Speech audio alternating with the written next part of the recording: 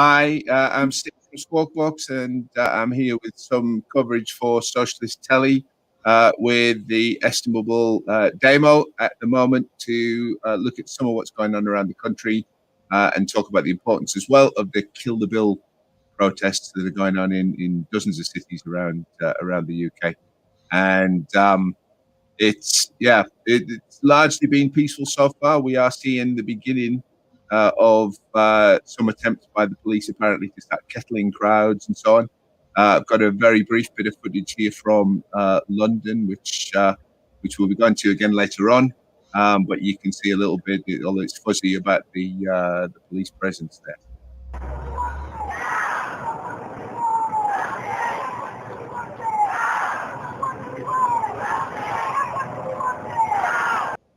It's not the clearest footage in the world, but I am getting reports from London that the police are there in force and starting to kind of press in on the protesters a little bit. That footage there is from one of the London protests where some major figures in the Labour movement, including Howard Beckett, will be talking, and will be if the tech works out, going to that later on to see his speech and listen to what he says about that. Damo, I'm glad you could join us. We've got other folk from Socialist Telly and from elsewhere coming in to join us as the programme progresses, hopefully, and some feedback coming in from roving reporters, let's say, around the country at different parts of the UK for different protests. And we'll bring in as many people as we can and cover how things develop. I think, from before I hand over to you, Damo, just say, that the reason we're doing this really is that the UK's so-called mainstream media will cover events if they turn ugly, and as we've already seen from the BBC and the others, there'll be a lot of both sidesing of this, where it won't be police wading into protesters; it'll be clashes between protesters and police, or confrontations or whatever other language they use to suggest that both sides are acting equally. And as we've seen in the past week or two, that's not the case. We've seen pictures of police laying into protesters peacefully sitting on the floor and hitting them with the edges of riot shields and with batons, etc. We've seen reports of police injuries, broken bones, police seriously injured in hospital, etc., which have been used by the government and by even the Labour Party to justify the police's actions, which were then withdrawn once the heat dies down a little bit. So we're going to try and give a little bit, and the length of the programme will depend on what we see happening and how much interest there is, but a little bit about what's going on there in reality, about the peaceful nature of the protests that we've seen so far. And, God forbid, if things do get worse, then, we'll bring that as well. But the point is to reflect the real nature of what the protests and the protesters are about, and, not just to give the one-sided depiction that's likely to come on the BBC and other news later on. Damo, give us your thoughts on this, please. Yeah, thanks for inviting me on, Steve, to cover these important events as they're going to happen. And it's nice to have roving reporters. This is something new we haven't done before. But when we say roving reporters, it's these are ordinary people who are going to be out there. They're going to be protesting, or they're going to be observing. And it's just going to be people with mobile phones, just as we've seen across social media at every other protest and every other vigil that we've seen so far. The cameras don't lie. You can read into them what you will when that footage comes through.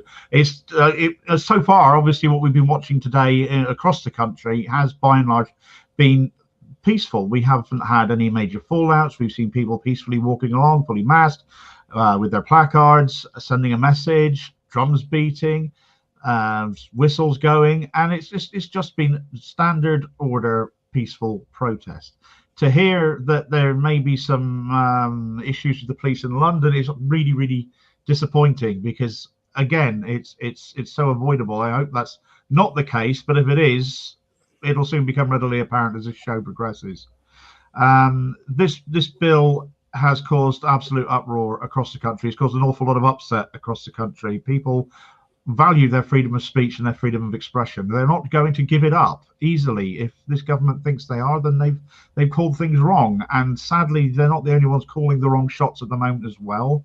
The police have not covered themselves in glory up until this point, and I would be very wary if I was in the police to end up bringing about some of the scenes again that we've seen several times now in Bristol and also at Clapham Common.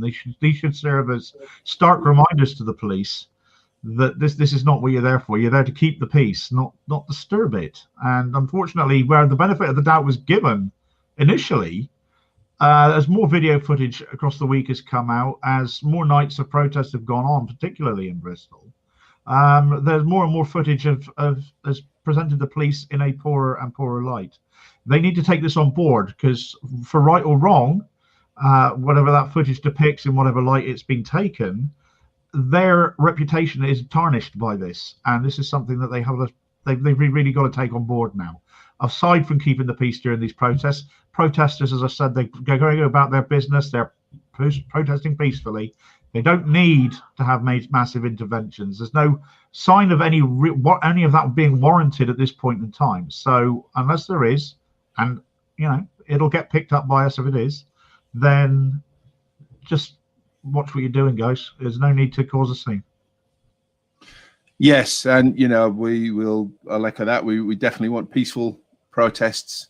It's not impossible that some people go there looking to cause trouble. Who those people are going to be is a moot point. But I think that one of the key things to stress as well is that this isn't, it might well be portrayed by the media, certainly the national media, as a London-centric event, as though there's a bunch of protesters got all turned up to London from around the country to to create a scene. But this is happening in various places all around the country. I mean, this is a little scene here from the protest in Sheffield about half an hour ago.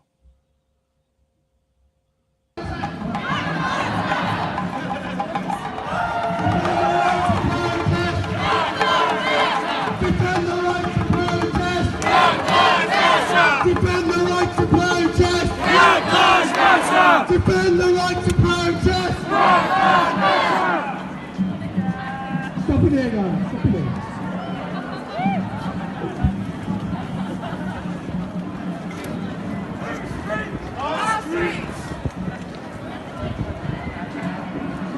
Now got a peaceful sit-down protest.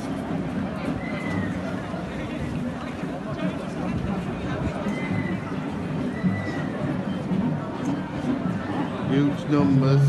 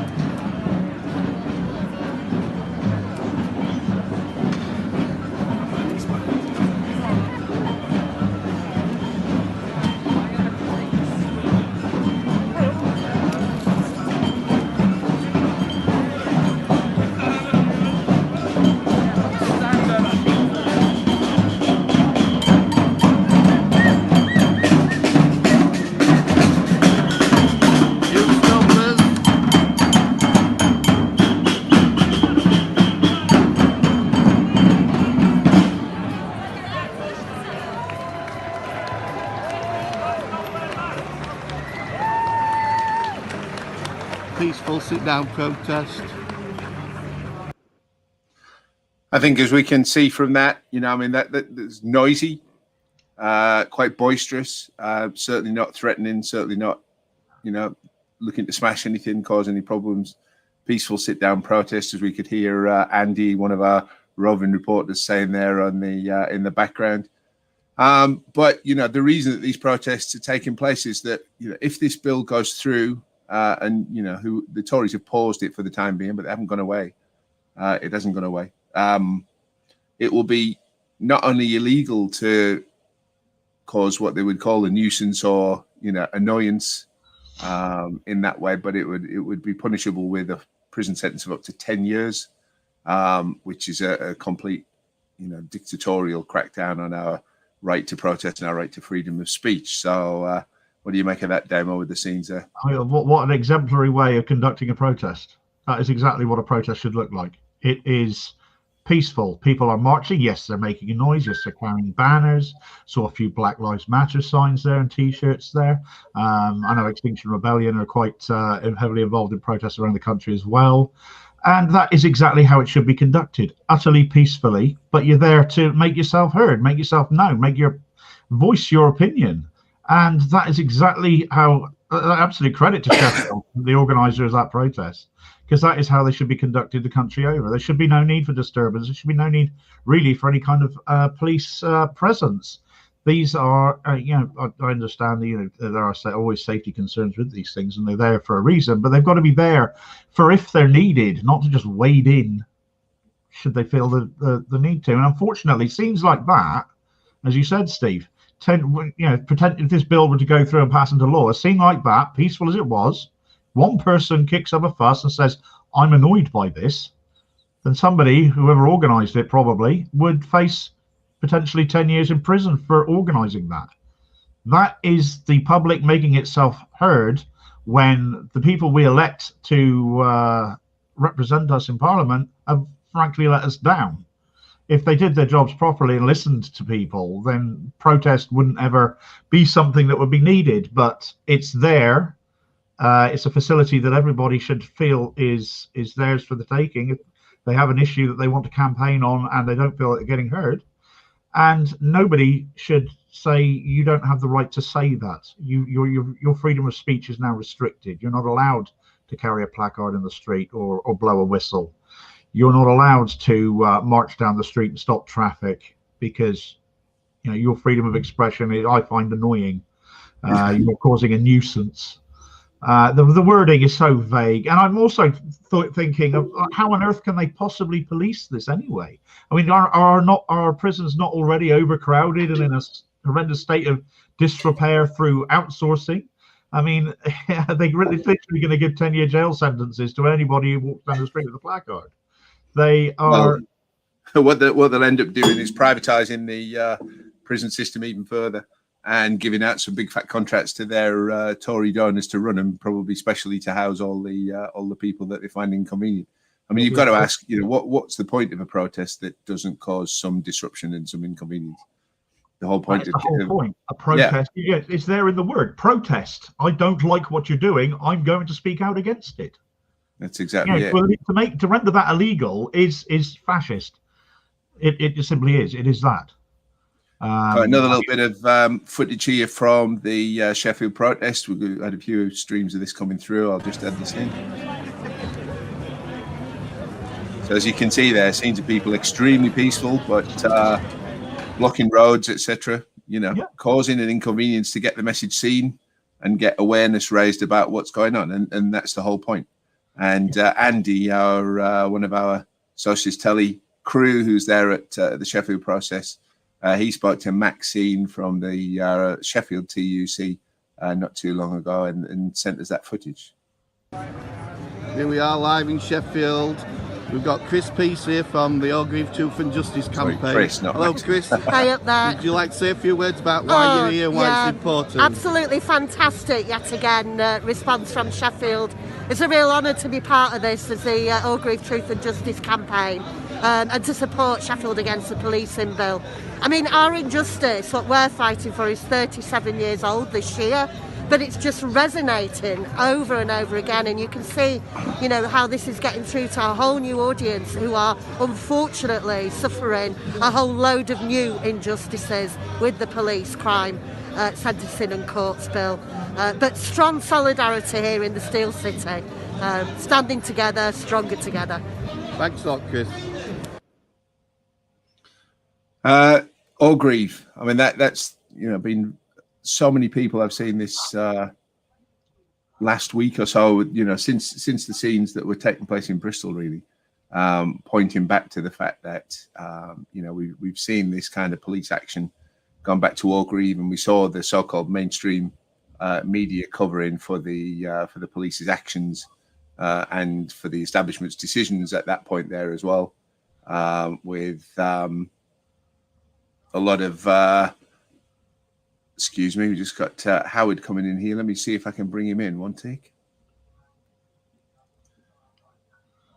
Mr. Beckett, can you hear us? Howard's getting ready to speak at the protest down in London, but he's joined us a little bit earlier than was expected. Let me see if we can get him live to come in there. But while we're trying to get hold of Howard, let's talk about that. Amadema, you'll be aware as anybody of the. Oh, is this Howard? Can you hear us, Howard? Wow, that looks like a big crowd there. Can you hear us, mate?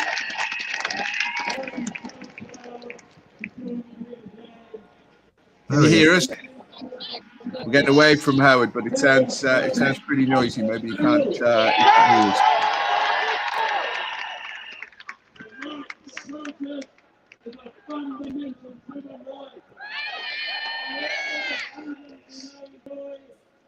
We'll see if Howard can hear us. Can you show us some of the scenes around you, mate, and let us see what's going on?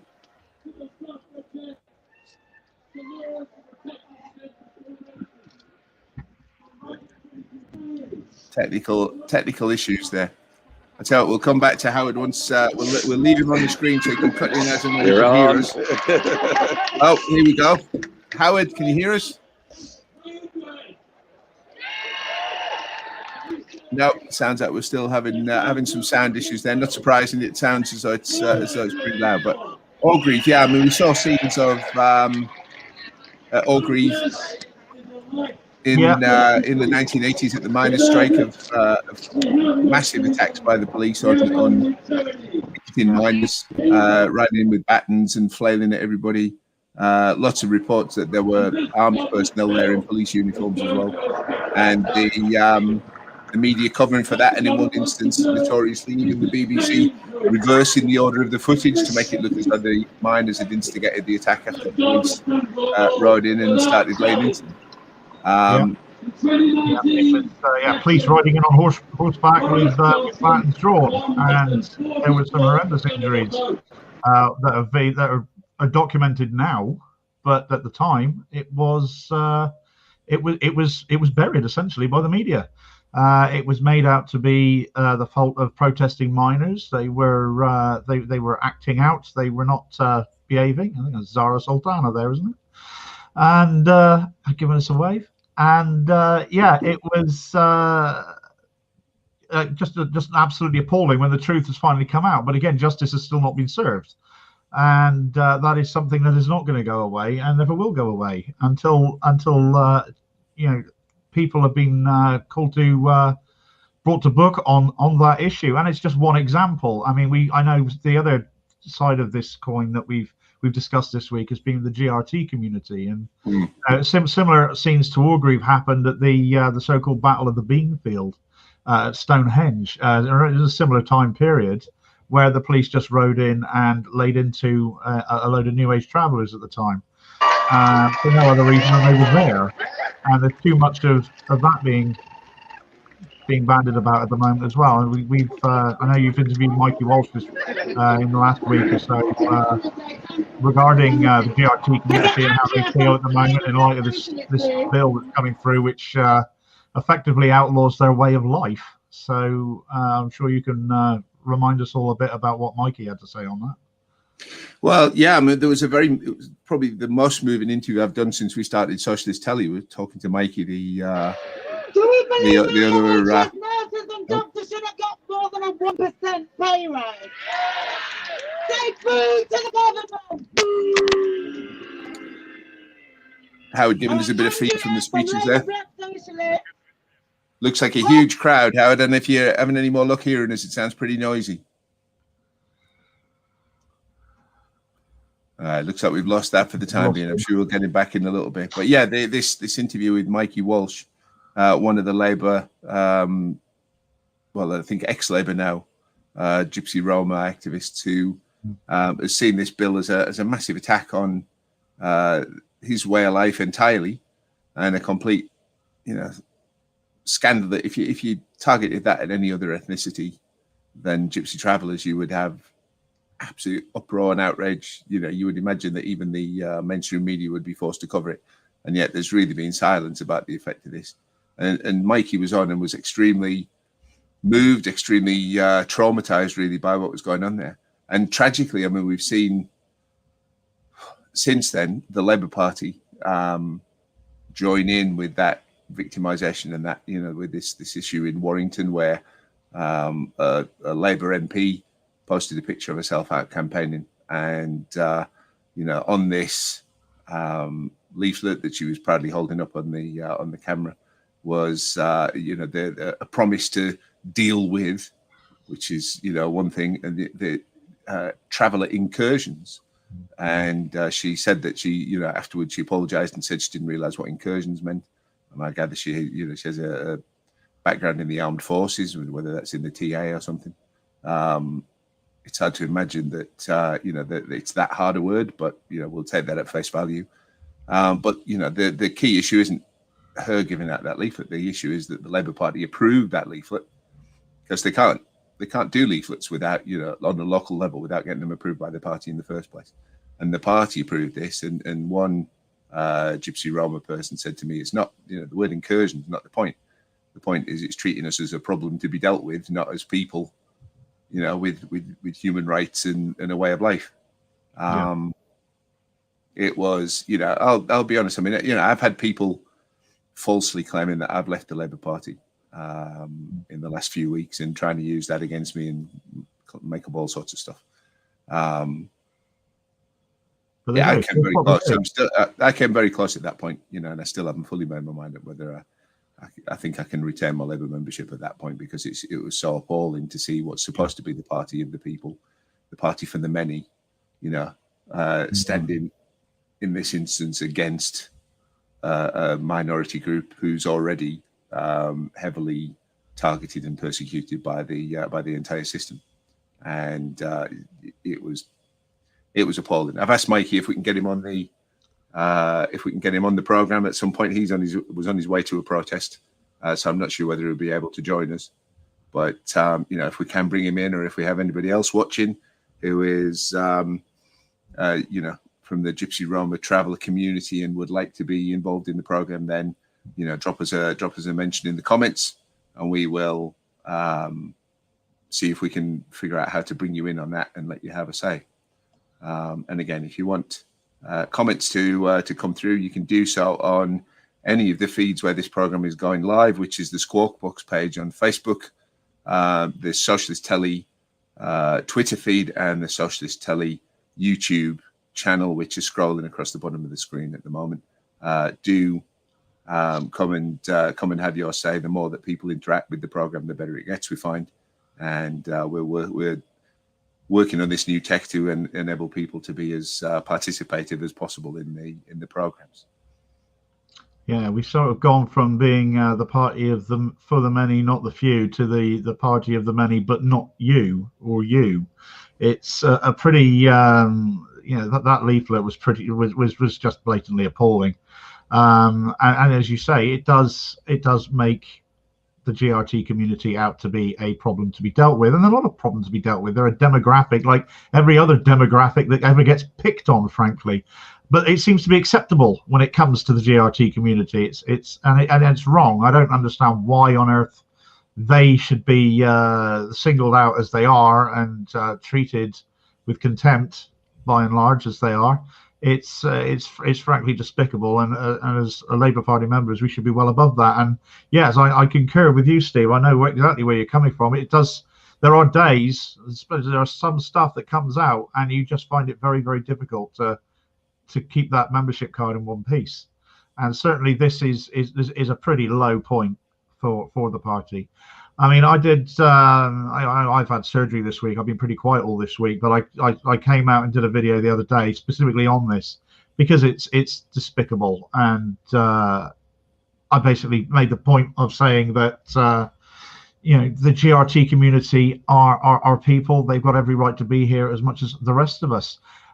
We accept there's things like a housing crisis in this country, but we choose to live in houses. People like the GRT community who choose not to live a life that way, they choose to live as travellers, they live on the road, their accommodation isn't there for them either, and their accommodation is places for them to park up so that they're not in the way. It's not as if they want to be an obstruction or anything like that, but the facilities just simply are not there for them. And every time somebody proposes facilities for them, there seems to be uproar at a local level.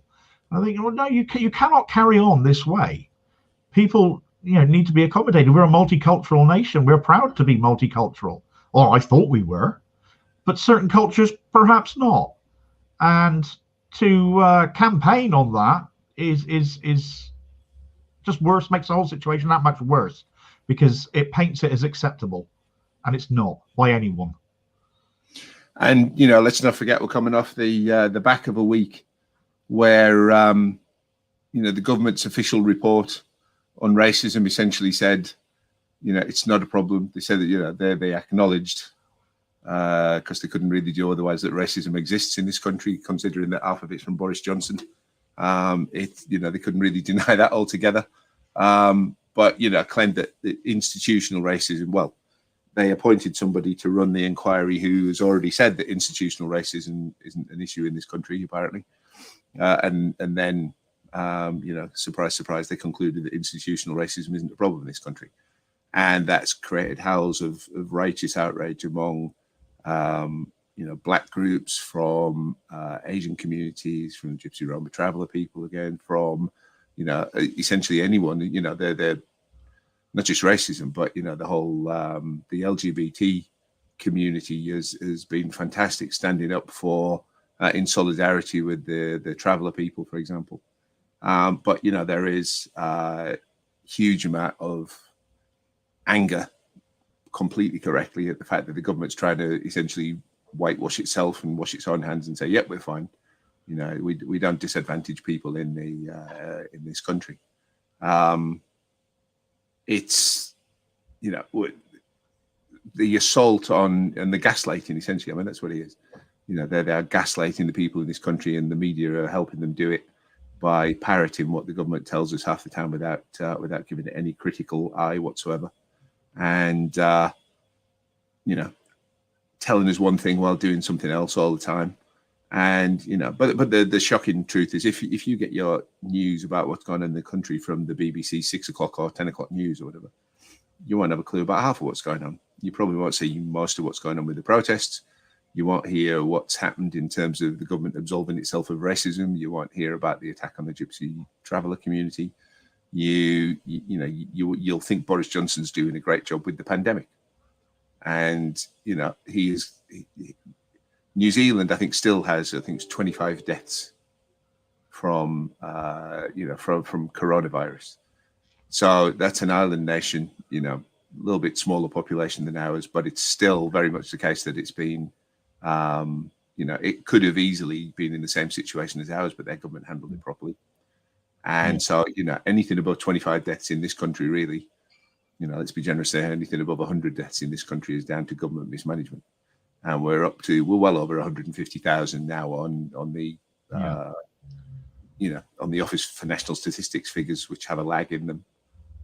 The official figure from the government's still creeping up towards that, but they don't give a very prompt version of the truth, let's say.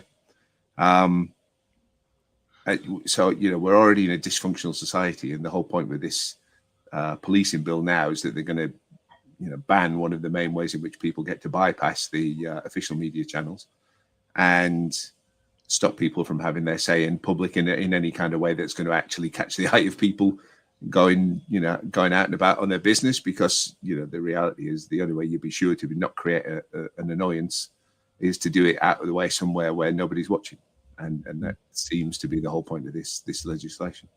Yeah, well, this legislation, I mean, interesting. You've just raised that report, which was ridiculous. It's the government marking its own homework effectively, just completely whitewashing itself, absolving itself of any blame, saying no, there's nothing racist here.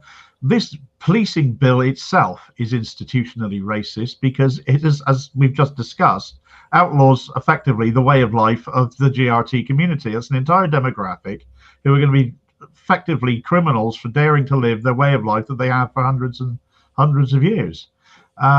We talk of you look at the figures with regards to I would come back to the police again, the number of times that you're more likely to be picked up or be stopped for stop and search or something like that if you're black or if you're Asian or something like that rather than white. You're far more likely to be picked up from that, and that's institutional racism there as well. it's nonsense to say it doesn't exist in this country, and that there are parts of this country that are not institutionally racist, because they are. And just turning around saying they're not is just lazy. It's not being bothered to do your work properly. It's trying to absolve what is already a well-known as a corrupt government from being shown to be ever more corrupt as it is. And it's not going to fly, sadly. And but it's outlets like ours that will flag that up, that will keep talking about things like that. It won't be the BBC. If the BBC cover these protests at all tonight, it'll be if there is problems and the police wade in, and it'll be the protesters that'll be blamed for it. Like that every time. We've just been joined by Kathy Augustine from the Labour Representation Committee. Kathy, tell us where you are and what you've been up to. Sure. Well, I'm from Didcot in Wantage CLP. But we've come into Oxford to protest with a whole range of groups who have come together in unity. The range of placards was fantastic.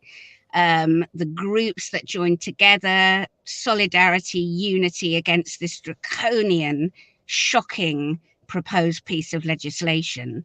The rally here was organised in less than a week. We must have had almost 1,000 people bringing the centre of Oxford, which isn't very big, to a complete standstill. And there was so much enthusiasm, and we were so fired up by an hour of excellent speeches from people talking about how this will impact on the Black community, on the GRT community, talking about trans rights, really marginalized groups that will suffer even more oppression.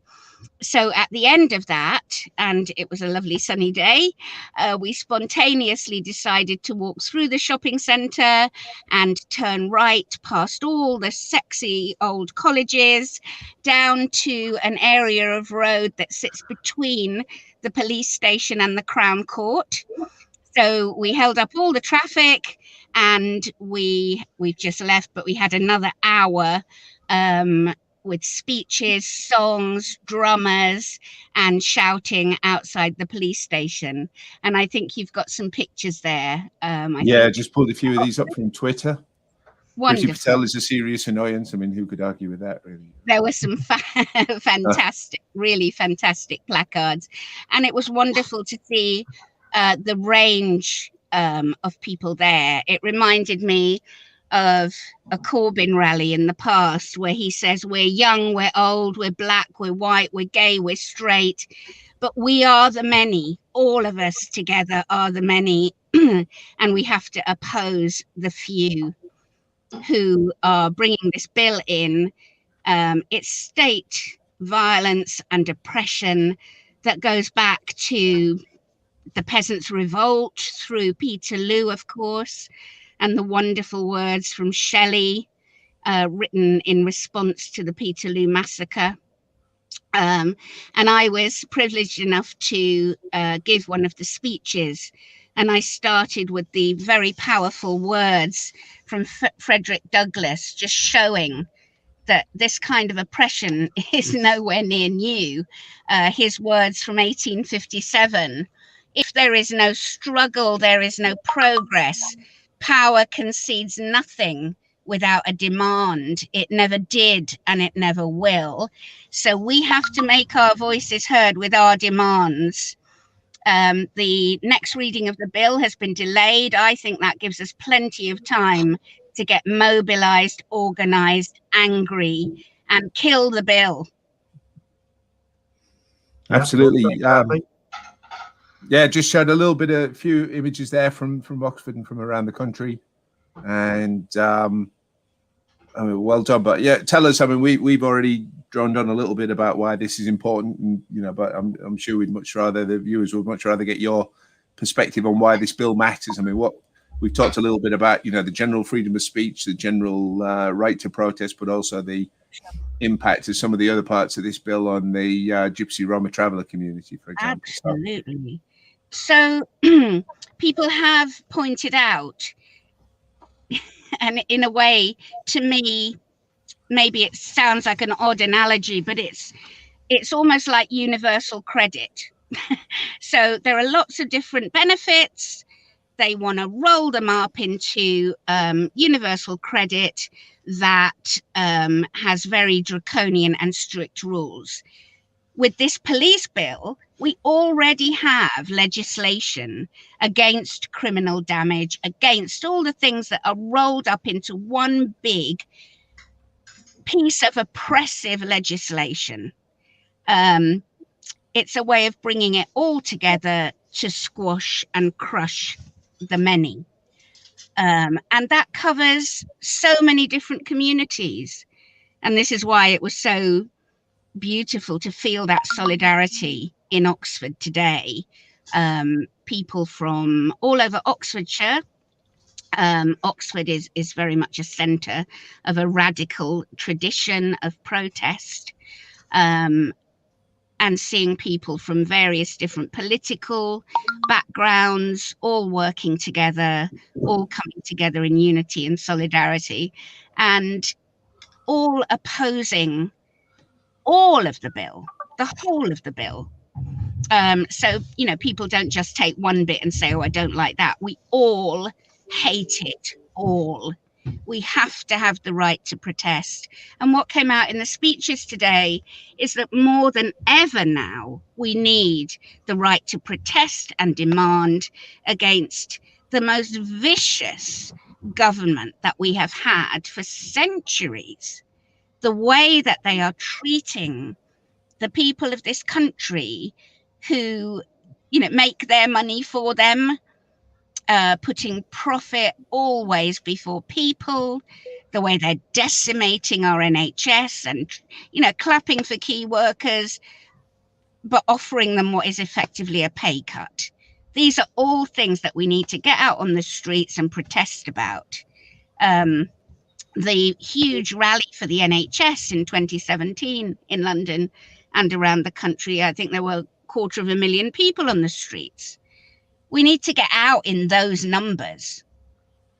We are many, they are few.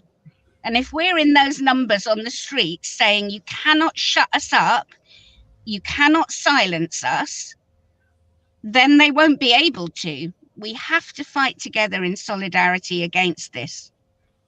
Yeah, I agree. It's very important that people do take that message on board, actually. It takes strength of numbers in order to affect a change. We saw it when it came to the poll tax in the 90s. It's another one of those moments right now. It really is. If we lose this, if we lose our right to protest, God only knows what they're going to come for next, because it'll never be enough. There'll always be something else that they think, well, we've taken that away. What else can we take away? And you made a very, very salient point there. There's people of all political backgrounds across the political spectrum that are out there, because whether you're from the left or the right, you all want to protest about something. You all disagree about something the government's doing, and this is a common denominator. This is something that brings us all together, that unifies us, and that's one thing that terrifies all governments is unity, especially when it's against them. So if we can unite, and we do, and it looks fantastic. It sounds like you've had a fantastic protest, a really well conducted, effective protest today in Oxford. Completely spontaneous. We absolutely wanted to take the streets. So we started off in Bond Square, and we just were absolutely moved to walk down the main street, shutting all the buses down and in front of the police station. We were lucky enough to have a wonderful drumming group. And of course, that always amazingly lifts your spirits. So it was fantastic. And it will be the first of many. Brilliant. We've also got Lisa Bentley from Safe Edge for All joined us. She's been at a protest up in the northwest in Wigan. I'm going to bring her in as well to talk about it. We've got two instances of Lisa. Here she is. Before we do that, I'm going to show a quick clip we've just had sent to us by Lisa, by Howard, with a few figures that you might recognise here in spite of masks. So that's Howard Beckett together with a certain former Labour leader that might be familiar to a few people. Yeah, of course, and Zara Sultana, one of the stars of Labour's latest intake of MPs on the left. I'm going to come to Lisa in a second, but Kathy, if you don't mind, there'll be a few people watching the programme who don't know what the LRC is and what it does. Can you enlighten us a bit on that? Yes, we're the Labour Representation Committee, originally set up in 1900, and part of the grouping that was instrumental in setting up the Labour Party. It was reformed by John McDonnell, Jeremy Corbyn, and others in 2004, and it is to work towards a socialist government. Now, obviously, we're a little bit further away from that than we were in 2017, but that is our aim. Our values are based on solidarity, trade unionism, fighting for all oppressed groupings, and also with an international aspect. We have local groups around the country, but if you look up Labour Representation Committee, you can find out about us on our website and find our local group. Quick message coming up there from Barry Milligan saying, can you put photographs from different protests on here? Pop them in response to the various threads on the social media platforms, and we'll see if those work. If we try and show them on here, if not, we'll figure out a way to get those to be viewed. And Lisa, you dropped a message into the chat saying you were just back from a protest in Wigan. Tell us about what's been going on there. Hi, Steve. Thanks for having me on. Yeah, it was only a little protest in Wigan. We're just a small town, but my dad spent his 76th birthday just outside Wigan College. I know, bless him. We took some cupcakes along, and we were all socially distanced, masks with our placards. Yeah, so just a small protest in Wigan at 11, and then many of them then caught the train up to Manchester, because obviously there's one of the big ones there. People, like the previous lady said, from different organisations. There were people from Extinction Rebellion, the Labour Party, Socialist Workers Party. I'm from Safe Ed for All, and I think it's difficult to overstate how important this is. It's not a gift given to us from the state, the right to protest. It's a fundamental part of our democracy, and we've got to do everything we can to defend it. So yeah, really important to get out today, and just said that we won't accept this. There's some little clauses as well which I find very troubling. I mean, it's all troubling, but the fact that if a foreign national, one of the smaller clauses is if there's a foreign national who's peacefully protesting, they can be deported. So somebody just stood there minding their own business, not even causing annoyance, that's bad enough, but doing absolutely nothing, it's sticking the boot in on foreigners again. It's just another excuse. It's just a step towards the police state. And the very, very last thing, after the appalling, of course, the appalling scenes at the Sir Everett vigil, the last thing we need to be doing right now is giving the police more powers. So yeah, just wanting to get out there and show solidarity. And change will be facilitated on the streets, not in Parliament. So it's important that we have this collective action and people get out there and show that you will not strip away our basic rights. Yes. I'll just say a quick word of thanks to Kathy, because we lost her halfway through, and I don't know whether she had to go or lost the feed, but thank you, Kathy Augustine, for coming on the programme. Lisa, you like me, are not a million miles away from Warrington, and we've had some goings on there in Warrington. No, the road, Warrington. I played netball there, yeah. Yeah, so I mean, we've seen some sad goings on this week, shocking goings on from the Labour Party in regard to the Gypsy traveller community, which has been targeted already by this bill, and it's therefore very relevant. And obviously, I mean, I don't want to make a big deal out of the one particular MP in question here, because the real issue is the fact that the Labour Party signed this stuff off, and it's not a one-off. We've seen other Labour MPs last year have to apologise for horrible comments, saying they were disgusted by the Gypsy traveller community or their camps, etc. We saw not too long ago, an ex-Labour MP is now put a pamphlet out in which he included being a Gypsy Roma traveller as in a list of antisocial behaviour. You know, and one young lad from that community who talked to me a couple of years ago said that, you know, to him it feels like it's the last acceptable racism in this country. You know, you can't be racist to other people without getting hammered, but being racist to gypsies just gets a free pass from some people. Tell us a little bit, you know, from your perspective up there as another, you know, somebody who lives in another northwest town, not too dissimilar from Warrington. What's you know, what's your view on the way that they were pitching this racist kind of campaign promise essentially to the residents there? I can't get over it. Appalling.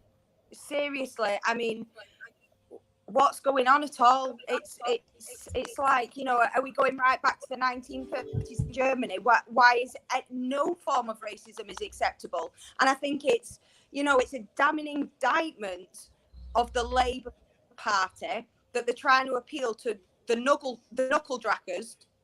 Easy for me to say, people who are like, yeah, let's stick the boot in on travellers. It was deeply shocking. And the MP in question, somebody who identifies as Jewish, and you know, you'd think that they would have more empathy. And yes, she came and she gave it, you know, it was a decent apology afterwards, but saying she didn't understand the meaning of a word when it's one of your key policies on your leaflet, it's beyond my understanding how they could even do that. It's appalling. And you know, full solidarity with the travellers community. It should never have ever happened. And it's only down. Yes, I agree. It's scary. It's like, yeah, it's 15, 20 away. I mean, as a northerner, you know, and from further north than Liverpool originally, you know, all this stuff kind of smacks to me a bit of, you know, people in Westminster, people from you know, from London, etc., who look at northern working class communities and just assume that the way to appeal to us is by, you know, racist dog whistle politics. And, you know, as somebody from those communities, I find that grossly insulting, and I'm sure that lots of people do. We're all the same. Yeah, treat us, you know. This is it. I mean, they all think, you know, we wear flat caps and we're all racist, and, you know, we're all anti-immigrant and this, that, and the other. And it's perpetuating a patronising stereotype in itself. You know, just because I've got a thick Wigan accent, it doesn't mean that we're all the same. It doesn't mean that I'm no, I'm quite the opposite. And it's offensive that it's offensive to Northerners. It's offensive to me. It really upsets me on many levels. It's just appalling. Yes. Well, it was quite, you know, I mean, I don't know if you followed, but this Northern Independence Party that's sprung up now in response to, you know, the disenchantment of a lot of northern communities with the way the Labour Party's conducting itself. But, you know, they adopted you know, kind of flat cap and whippets, you know, self-mocking slightly, but, you know, also quite proud of the northern culture in their logo, and then had various kind of centrist and soft left Labour figures coming in and say, oh, this is very patronising to the northern communities, and you know, people don't all like whippets, and they don't all like wear flat caps, and they don't, etc., etc. And it was, you know, you this misunderstanding of, you know, well, we're going to take offence on your behalf about flat caps and whippets, but we're going to treat you all as though you're all racists, and that's how we're going to appeal to you. It just smells like focus grouped politics, and a bunch of people sitting in Clapham or wherever who think, you know, that, well, we don't understand this strange species of northern people, but we're pretty sure they're not like us. And, you know, if we're going to appeal to them, we have to, you know, we're going to listen. We're going to listen to ourselves, say what we assume that northern people are like, and then base something on that. And you just wonder what on earth they're playing. There's this, you know, sad lack of kind of proper working class people on the front bench of Labour at the minute is leading to this nonsense. Now, Demo, you're not in the north, but you're probably even further away from London than we are. So tell us a bit about what it's like down there in the southwest. Well, I think it's a similar story, really. I mean, we always talk of this north-south divide, but it's very much a southeast, rest of country sort of divide. I think we're always forgotten down here. I'll give you a prime example of how forgotten we are. We've got protests in Truro and Carbis Bay today, and the papers have missed them completely off their lists of protests. So it's a very similar story, and we've discussed accents at length actually on this show before. It's always seen as a marker of oh, you've got an accent, therefore you can't be very bright, or you've got a thick accent, or you sound like a farmer, or that kind of slander really is what it amounts to. But it's essentially punching down. You're picking on somebody for something that they've got. I mean, I'm quite proud of my accent. I'm sure you're very proud of your Wigan accent, Lisa. It's a lovely accent. There's nothing wrong with it. But why should people find fault with accents? Full stop. Quite frankly, I mean, when I spoke to Carrie Murphy several weeks or a couple of months ago now, and she's got a Scottish accent, and she went to work for the leader of the Labour Party, and she was spoken down to about why have you got this Scottish woman on your team? Why have you not got somebody without an accent at all? And it basically implies that if you're not from that home counties Queen's English kind of an area, that somehow you shouldn't be in the role you're at. Somehow you're not, the right sort of person to have, and that can only come out of a sense of racism, really, or regionalism. Why do it? We're all supposed to be from the same country. You all want us to unite with you when it suits you, but you cause division over pointless things, silly things, risible reasons like accents. So yeah, I think there's a great deal of similarity there.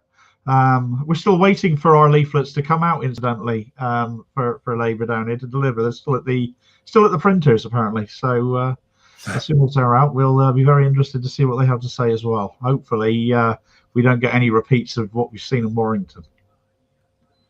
Lisa, what kind of feedback are you getting in your local area from? Well, am I right in remembering you're not in the Labour Party anymore? So what what are you hearing from local people if the subject of the Labour Party comes up? You've muted yourself, so we need to bring you back on there.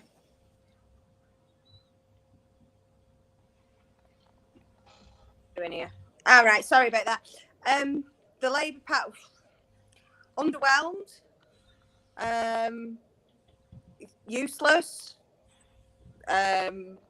just mimicking the Tories, Tory light, no real difference, no alternative.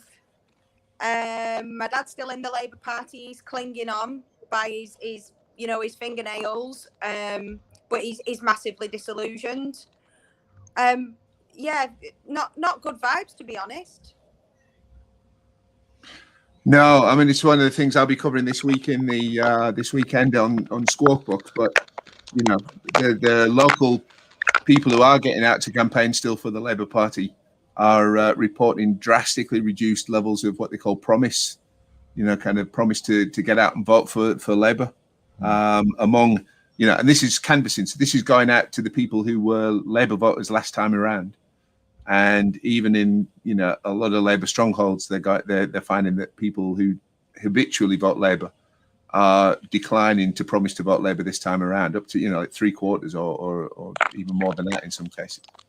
And well, I can only speak for myself, and I'd certainly come into that boat.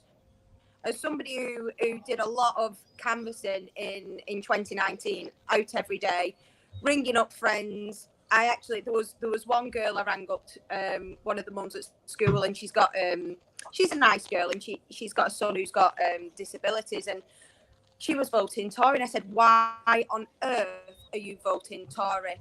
And she said, well, somebody told me that it will affect the house prices in London.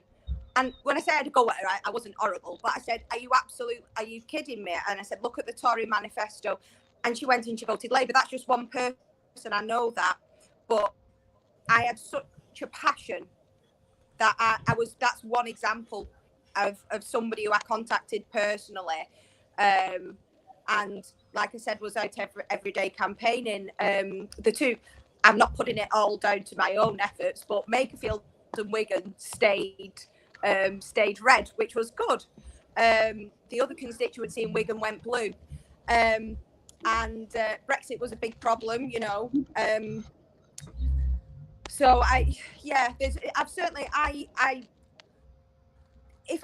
to be honest, it's a whole thing about voting tactically, isn't it? Because obviously the last thing we'll want to do is to let the Tories in, or, you know, UKIP or whoever else that might be, you know, prominent around Wigan. But I really don't want to give them my vote. On the other hand, I'm feeling quite torn. I don't know what to do. They've done nothing. For me, like, my biggest thing was, as you know, and I'll not wang on about it for ages, but it is super important. There's nothing to keep our kids and our teachers safe in schools. Absolutely nothing. And Labour to not even back the scientists, to back Boris Johnson, as opposed to Sage and opposed to the teaching unions, for me personally, is unforgivable. So it's like, if why should I do anything for Labour when they can't do anything, even the most basic thing for me?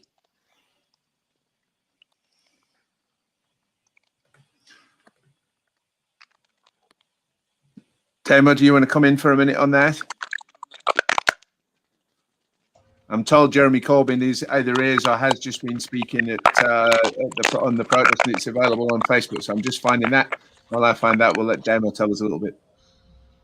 Yeah, I can't argue with an awful lot of Lisa's sentiments there. Quite frankly, we were talking just moments ago, the fact that we're both hanging on by our fingernails. Quite frankly, Steve, you've got to have something to make people want to vote for you. You can't expect people to vote for you just because, oh, I've got to try and keep them out. We went there in 2010. Cornwall, of course, is widely known as a Tory Lib Dem sort of den of iniquity, I suppose. But you know, we all voted Lib Dem to keep the Tories out, and then in 2010 they helped put the Tories in. And of course, that's killed that party stone dead now. But it goes to show that tactical voting simply doesn't work.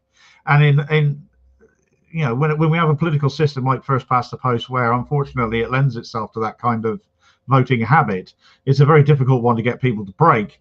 And the only way to really do that is to offer them something radically different, so as to give them something worth voting for. Of course, we had that in come 2017 with a fantastic manifesto full of policies, very, very popular, and most of those policies were still there in 2019 as well, and they were popular. Of course, that election ended up being decided on something completely different, sadly, which led to the result it did. But the policies have always been popular. Why Labour have binned them, essentially, I don't know. Why they have not come forward with anything to replace them is even worse.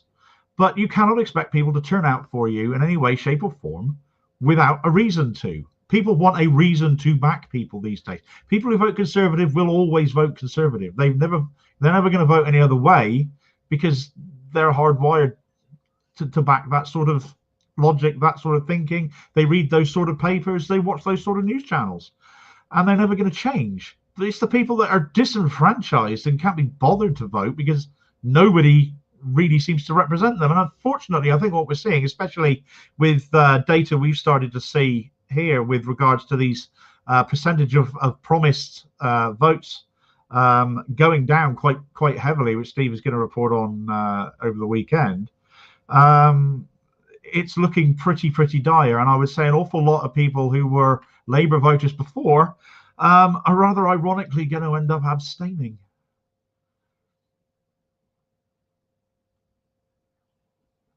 You're on mute, Steve.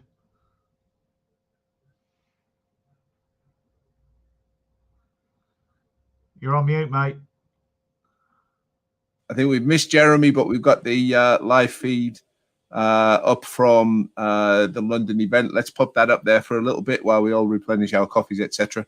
And we'll come back to this shortly. And it may be the best way to follow what Howard is saying when he gets up, because I think they're at the same event as we saw from the picture earlier on.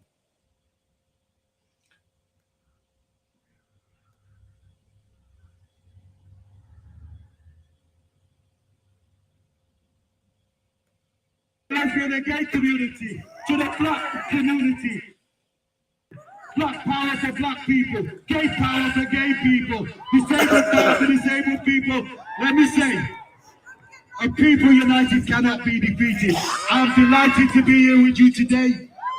I'm hoping to help work with Black Lives Matter to bring on the next generation of Black Power leaders to make this alliance work. Peace.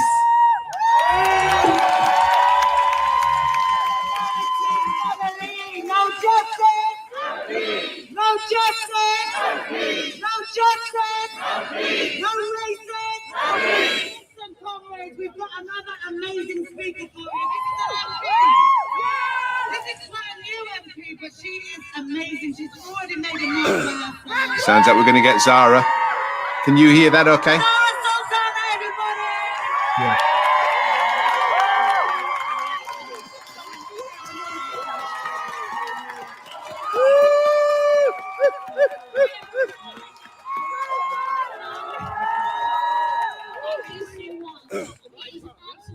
To be with you guys today, because if I wasn't standing here, I'd be standing right there next to you guys, protesting against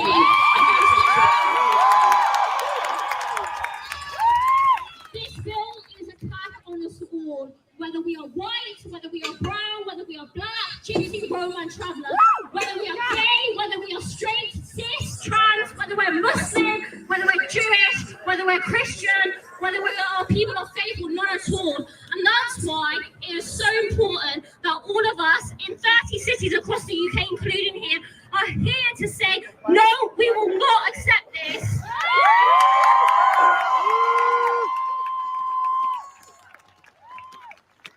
It is criminalising protest. It is criminalising dissent.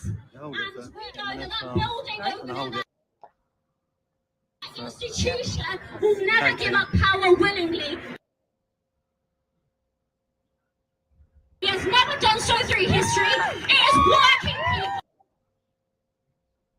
in our millions who come to the streets for every single hard right that we have, from our right to vote,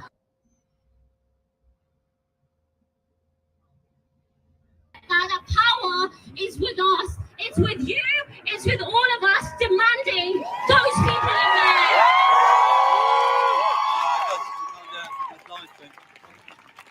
And I know that because now I am in the so-called corridors of power, and they are scared of what we can achieve in the street.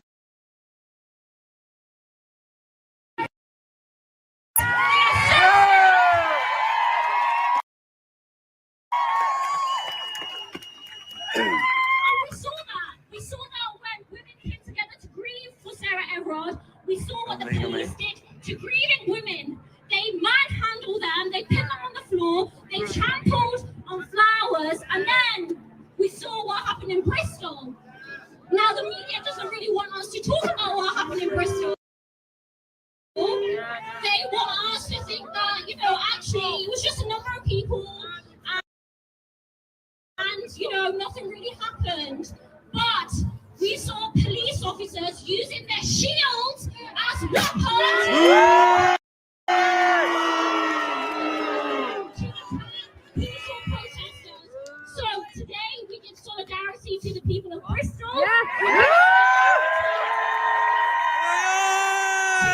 Everyone who has been in the receiving end of police brutality and state violence. That's from the immigration detention centres, from yours to every single young black boy in London, Birmingham, Manchester that has felt the excessive force of stop and search, which we know is already something that is disproportionately used against black people. And this bill expands those powers. It gives people 10 years for defacing a statue. And that is because of what people in Bristol did to Edward Colston, a white supremacist slaver.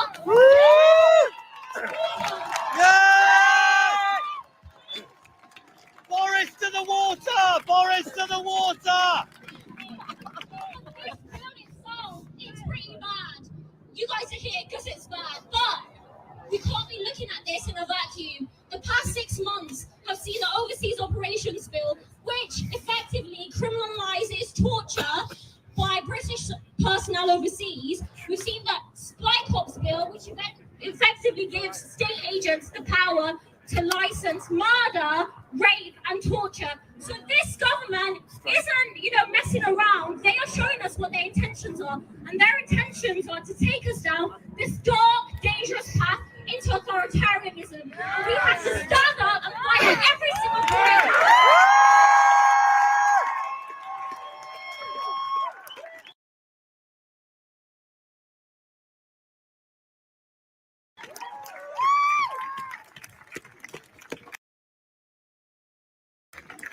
The Tories in there, Priti Patel, Boris Johnson, and the rest of them.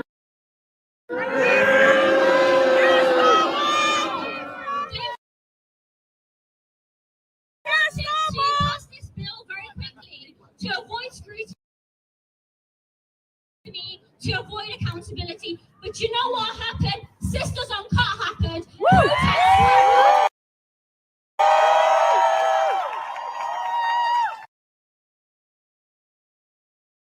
And now it's been delayed, but it will come back, and we have to oppose it.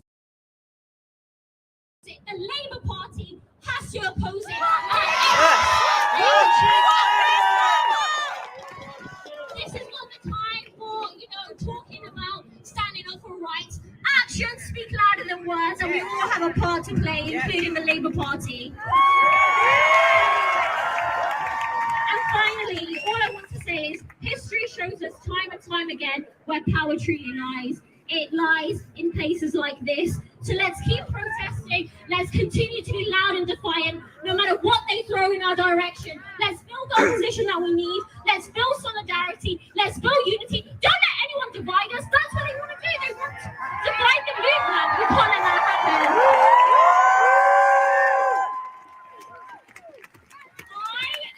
I am with you in the streets. I'm with you in Parliament. I'm with you on TikTok and social media and everywhere else you want me to be. And together we're going to win. And that scares them, but we're going to win. Thank you so much.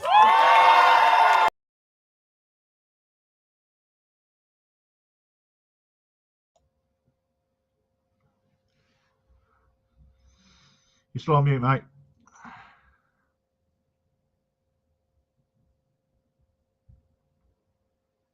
Still on mute, Steve. Sorry, everybody. Slight technical issue. Just trying to make sure that we're not got the sound coming through from that feed. But I'm going to leave it live and ready to bring back in so that we can bring Howard Beckett on, because I think he's up shortly. But yeah, Zara Sultana showing why she's a big favourite with, well, not just Labour Party supporters, but the whole Labour movement. Be very, very outspoken and passionate in the way that she conveys her, insight into the situation, and definitely one of the stars, tipped by many as a future leader of the party, which means no doubt that Keir Starmer and co, and whoever ends up trying to topple him from the right of the party will have people like Zara in their sights, and they need people who are still in the party to rally around them and make sure that they fight off any attempt to remove them for showing up what a Labour Party MP should look like, and embarrassing the party's leadership at the moment. It's tough times at the minute, and for anybody of goodwill, I think, really. She's one of these one of these politicians that let's just say she's one of these Labour MPs that is keeping my membership card intact in my wallet right now. She gives hope that Labour can get back to what it's supposed to be. This is what a Labour MP is supposed to look like. It's supposed to be out there with the working classes, with the ordinary people who are fighting for what's theirs, and to stop what little they have being taken away from them. Their right to protest, their right to free speech right now being taken away from them, and she's there down with them. Every Labour MP should be there, frankly, or at a protest somewhere in the country, wherever they may be, and speaking just like she does. But there's far too few people like that. And she made the point about the police brutality in what she was saying there, and she's very much aware of the goings on and what happened and who's at fault.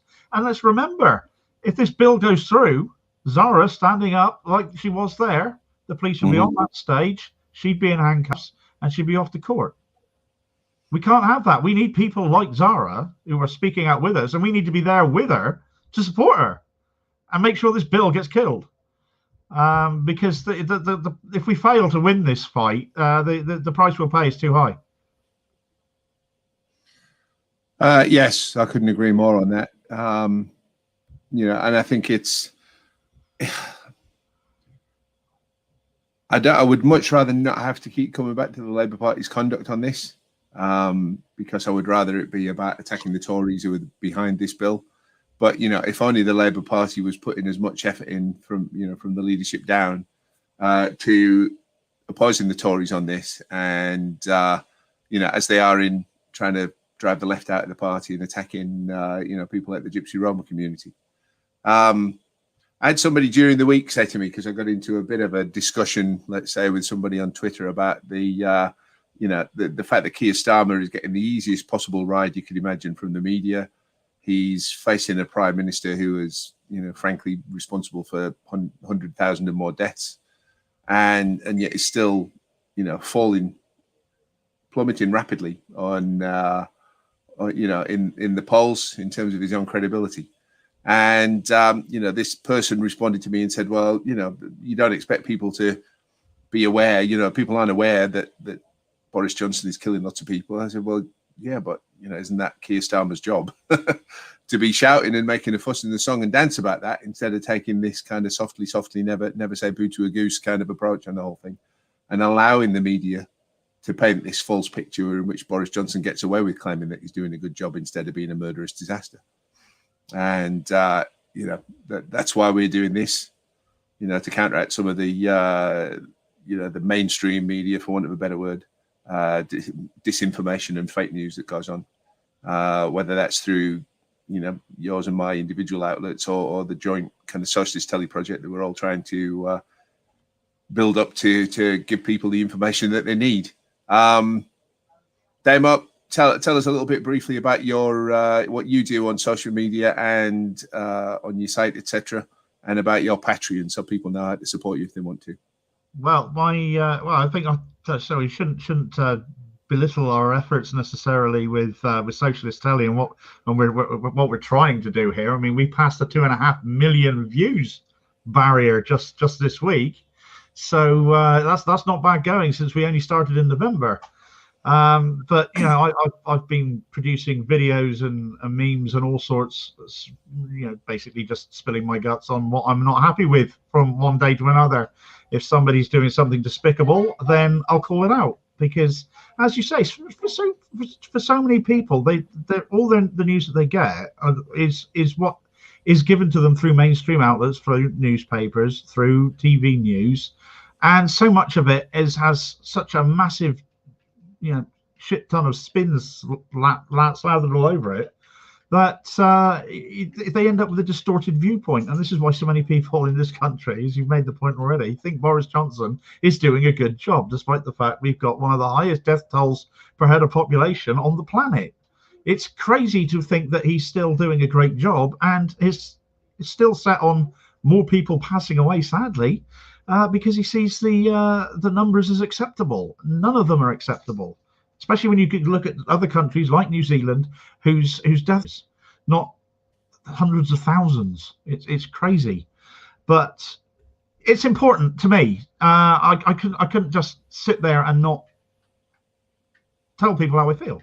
Social media gives everybody this possibility. If you have a phone, you can record a video. Do anything that I do. I'm not doing anything that special. I'm not trained in media in any way, shape, or form. I'm a former welder. I just pick up my phone and I say how I feel into it. And if people want to watch that, they can watch that. And gradually, I've found myself surrounded by people who think in a similar way. And here I am, part of this wonderful project, Socialist Telly.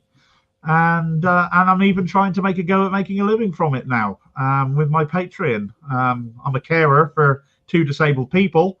I can't do a conventional job because my job is caring for them, essentially. But the DWP, stories on the DWP, we've run them before, and we'll keep running them because things are never going to improve there while the Conservatives are in charge. But so to that end, I'm running a Patreon, patreon.com/ facebook.com/Cornish_Damo, where you can join from just £1 a month to help support me and the videos that I do. So if you feel that's something you'd like to do, then please do so, and I can help. I can then keep providing more content and be secure in doing so. So yeah, please do help the socialist out if you can. Great job, Damo. Yeah, I think the key point with all this really is about trying to give ordinary people a voice. You and I are both more or less ordinary people, maybe a bit more follically challenged than the average, I don't know, but we try to get people on the program. We have two streams of what we try to do really. I mean, one is we try to inform, so we do try to get the best of this scientific experts on, for example, to talk about the pandemic or about other issues, but we do try to give normal working class people, or people from targeted communities, or people, parents. We're even in discussion about having, like a kids socialist telly program where the young people can come on and talk about their own issues and do that in a nice down to earth way. People that would almost never get a voice, except as maybe a bit of a kind of specimen or freak show on the on the mainstream media. They'd much rather have somebody who writes for a Tory paper or a liberal paper on, rather than just some working class bloke or woman who wants to have a say about some important issue. So we try to give people that voice, and I do ask that you that you support that effort, support Damo personally, but also, as you can see scrolling along the bottom here at the moment, one of the key ways that you can support the channel is by subscribing on the YouTube channel. But don't just subscribe, hit the notification bell and set to see everything that we do, but also then share YouTube. And if you go to squawkbooks.org, you will find an article in the last couple of days about how that works, how to make the algorithms that are on the social media platforms work for people and for the people's voice by promoting and amplifying what Socialist Telly does. And there's a few practical steps like sharing the YouTube, links to the YouTube video on other social media, because YouTube absolutely loves if they see their content, being linked into from somewhere else, etc. And all that helps to bump up the, the status of the channel, how many people get to see it, how many people get it in their suggestions if they're not already subscribed, etc. And that will be a brilliant way for people to support us, and link in your friends and recommend it to your friends as well. And the more that we reach, the more good that we can do for the movement. It looks as though we may be moving towards Howard Beckett getting ready to speak. I can see him standing in the wings there, getting ready at the London protest. Damo, we'll hold on for that and talk while we wait for that to kick off, and then we'll look at some of the scenes from different parts around the country, just what's coming through into social media on Twitter, etc.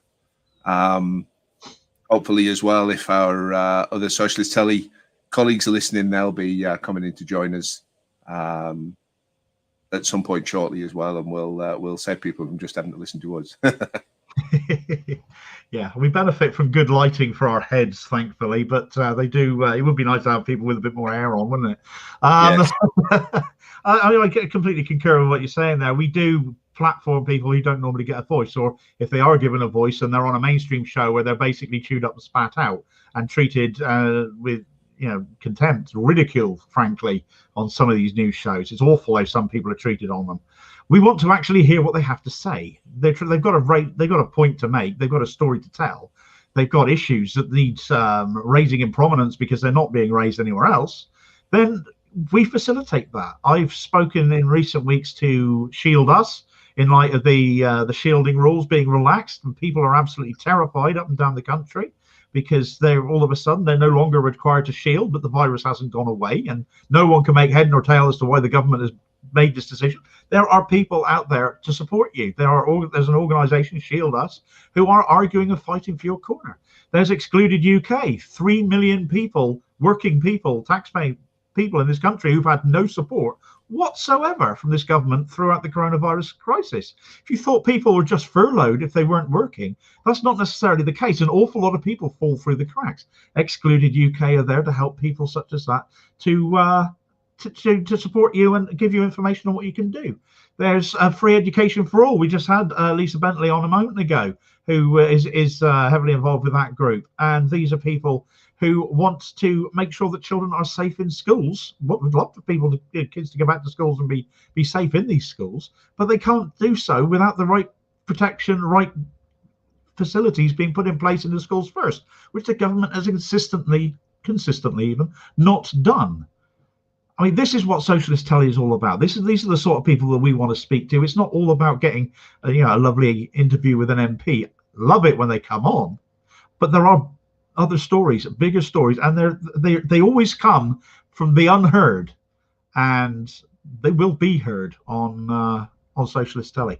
But being a socialist outfit, being a left-wing outfit, there's no billionaire backers, there's no money in Socialist Telly whatsoever. So we are completely reliant on the support and the shares, as Steve has pointed out, for our material to get around.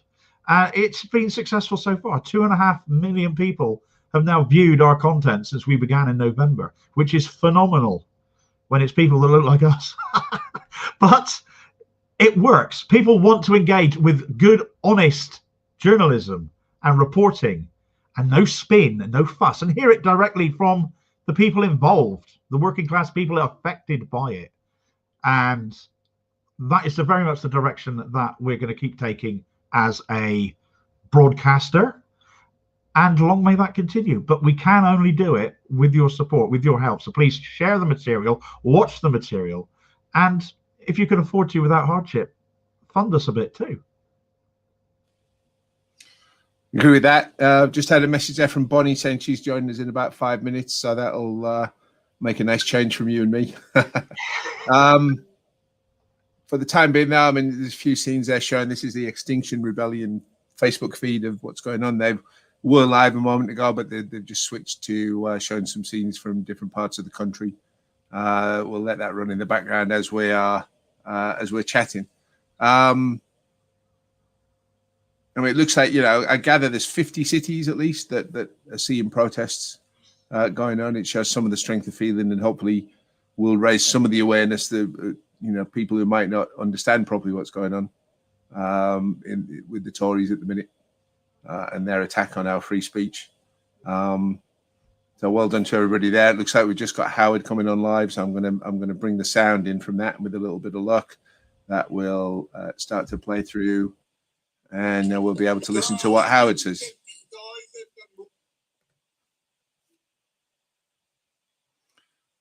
Maybe a little bit stoppy-starty. You just see it looks like bandwidth of somebody feeding it through on their mobile phone.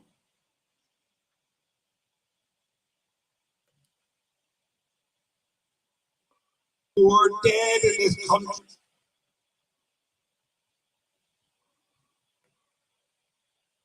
What's your name? Hi, I'm Rosa from the Welsh.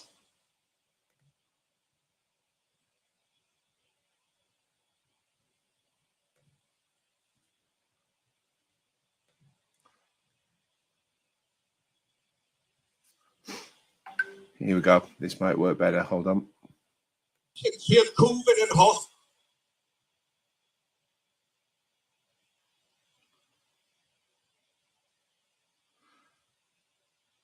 No, it looks like we're struggling with that feed coming through there, sadly, which is a pity because we want to hear what Howard has to say. But we'll see if we can grab that later on. We'll feed it out and put it out on the social media. So Howard Beckett's been very outspoken this week in terms of the Labour Party's conduct, and obviously the Tories with this bill. It's right that he's there speaking on this, and he was was very adamant a couple of days ago, a day or so ago, as the events unfolded in Warrington with this attack on the GRT community, that such views he doesn't think have any place in the Labour Party. And I think he's entirely right. The problem is that in the current Labour Party, that's probably exactly the kind of approach that they want. You know, some focus group has told them that attacking a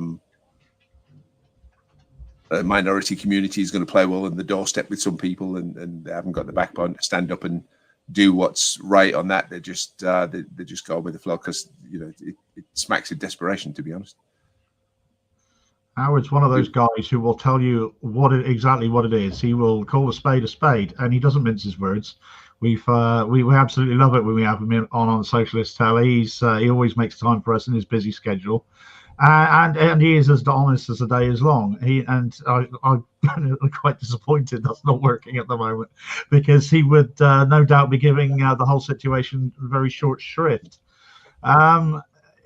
Yeah, it's hopefully we'll be able to come back to that momentarily. Afternoon, Bonnie, how are you? Yeah, not so bad, thanks. How are you? Sorry for jumping in at this point. No, glad you could join us. I think people will be getting tired of just watching us two talk. So.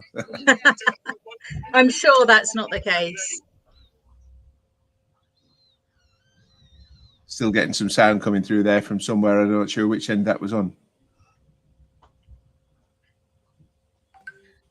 A very unusual protest. There's very rarely an opportunity to protest that I'm not participating in. Yes, I mean you're shielding at the moment still, I think, aren't you? And homeschooling as well, because of the way that the government has been acting recklessly in the schools and forcing people to put their kids into school or persecuting them if they don't, etc. So tell us a little bit about that if you want, Bonnie, and then we'll move on to the. I mean, exactly as Damo said in his recent programmes, officially shielding ended last Wednesday. Nothing significant has changed for those of us that are clinically extremely vulnerable.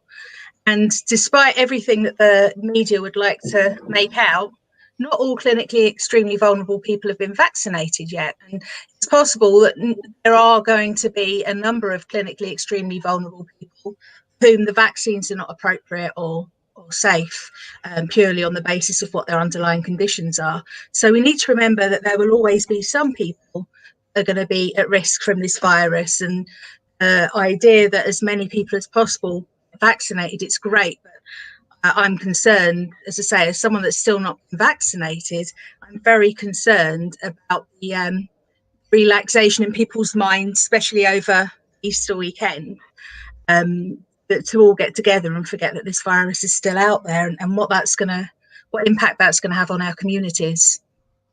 Yeah, I think one of the things that made me most angry on that show was the fact that not all when you think of clinically vulnerable and clinically extremely vulnerable, not everybody involved is a parent or a grandparent.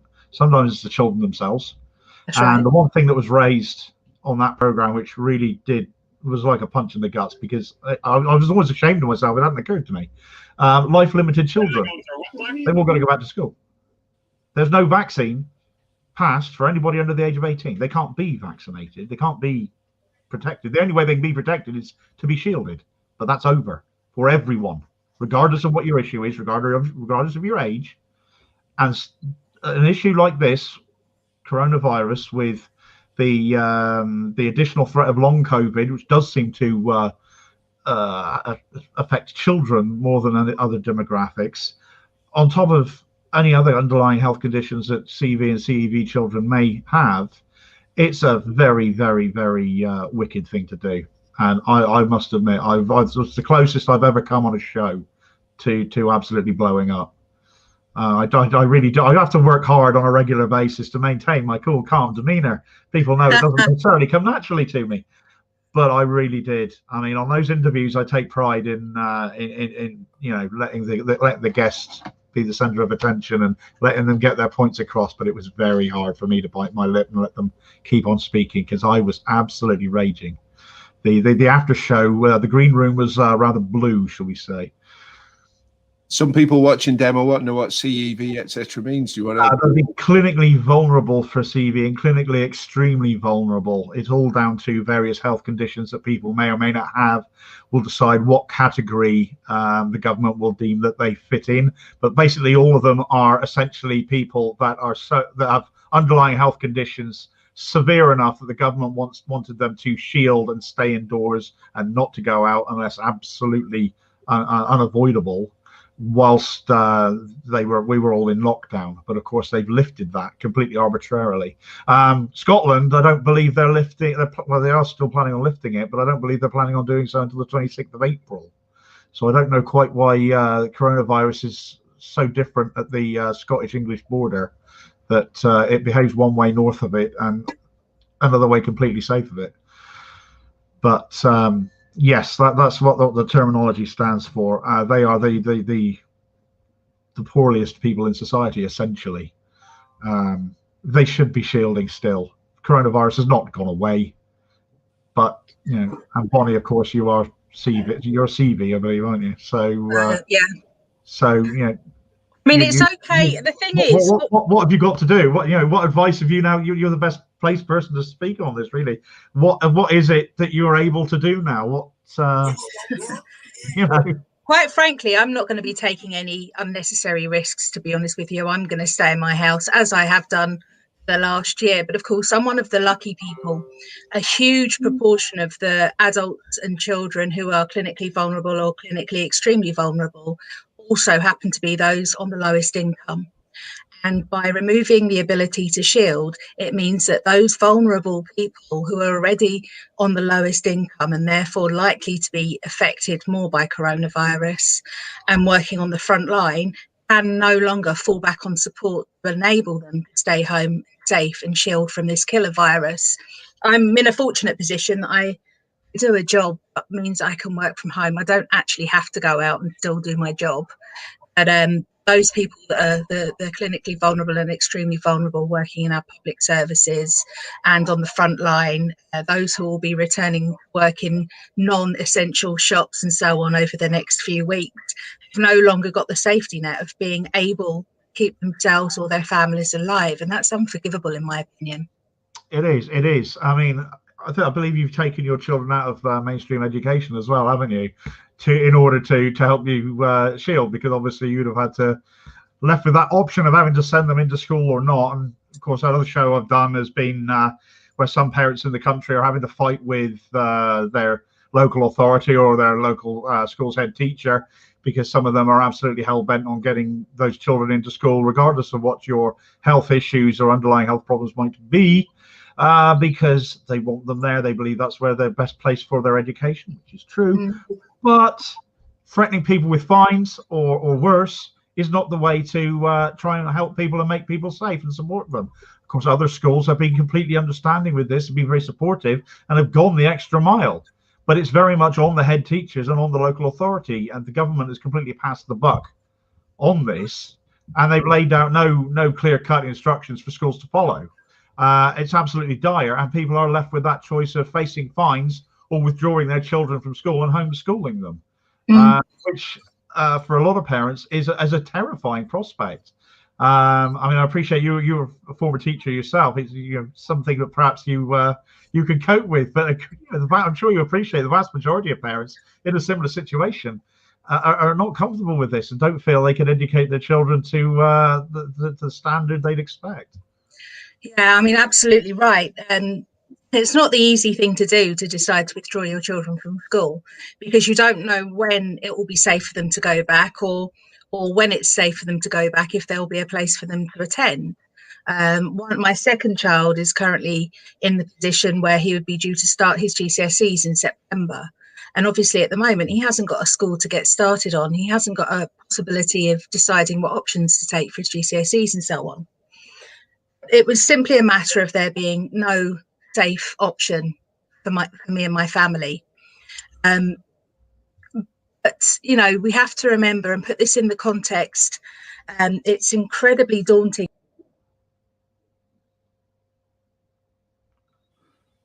Oh, looks like we've lost Bonnie. Hopefully she'll be hopefully she'll be back in a second. Sorry, I don't know what happened then.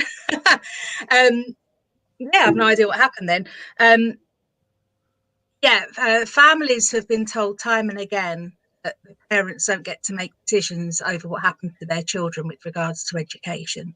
Schools are assigned by a local authority. parents have very little input in how that's going to work.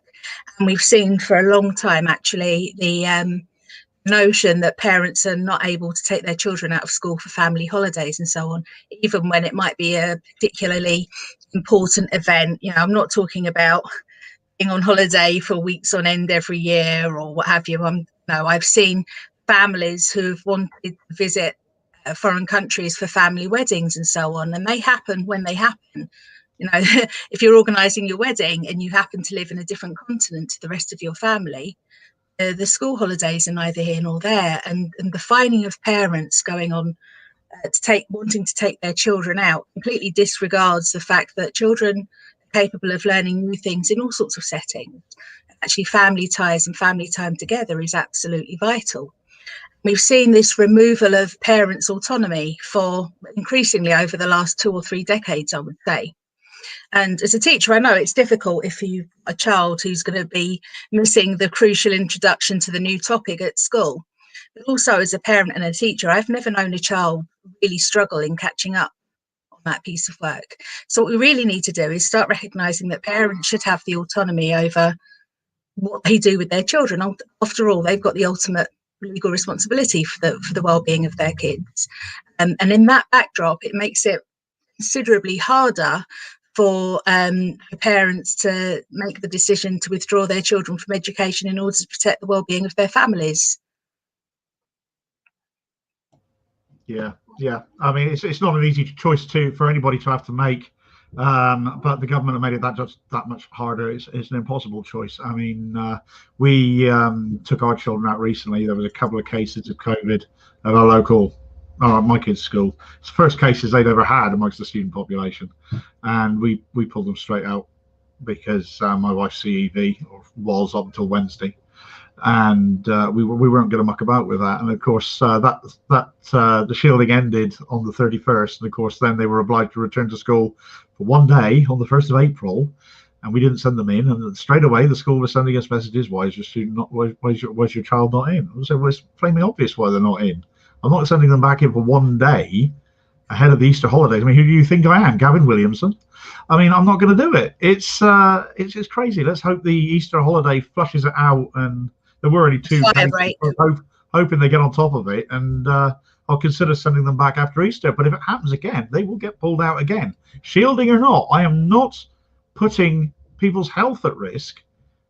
You're forcing people to choose between the child's education and the health of family members. That is not a choice anyone should have to make. It's ridiculous that the government is forcing people to do so. But if that's the choice, then health comes first. Absolutely. I mean, I can't really understand how they can be telling us about the importance of people's mental health, and when you put that in context with anxiety and stress of a parent getting threats from their children's school in the middle of this pandemic is completely unacceptable to make people feel so anxious. And for the first, I withdrew my children at the end of September last year, and for the first couple of weeks of this academic year, I was really, really concerned about sending them back because I expected the numbers to go up just as they did. And I was anxious, or should I send them in next week? Will I take a fine and see how we go, or risk being taken to court by the local authority and so on? But I have to say, the moment I'd made the decision that I was just going to have to withdraw my children from education and move forwards, the stress levels in our house went right down. Children were happier. They knew that they were being kept safe. They knew that they could still communicate with their friends using technology and so on.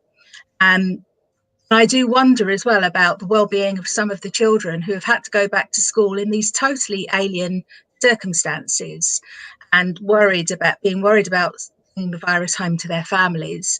It's impossible to learn well if you're worried and you're anxious. And we've seen children sort of yo-yoing in and out of school. This week they're attending, next week they're not attending. They'll be off for 3 weeks and they'll be back for a day and then they'll be off again.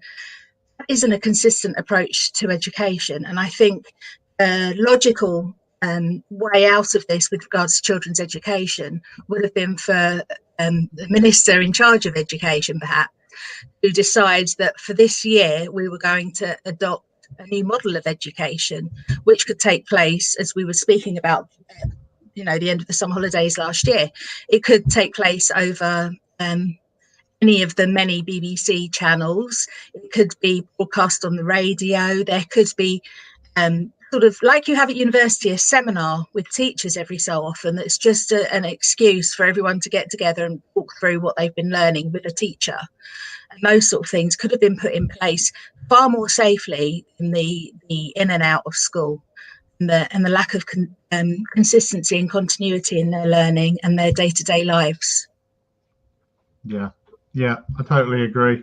I've got to part ways at this moment in time, I'm afraid. I will leave you to Stephen Bonney, and hopefully I might well pop back a bit later on.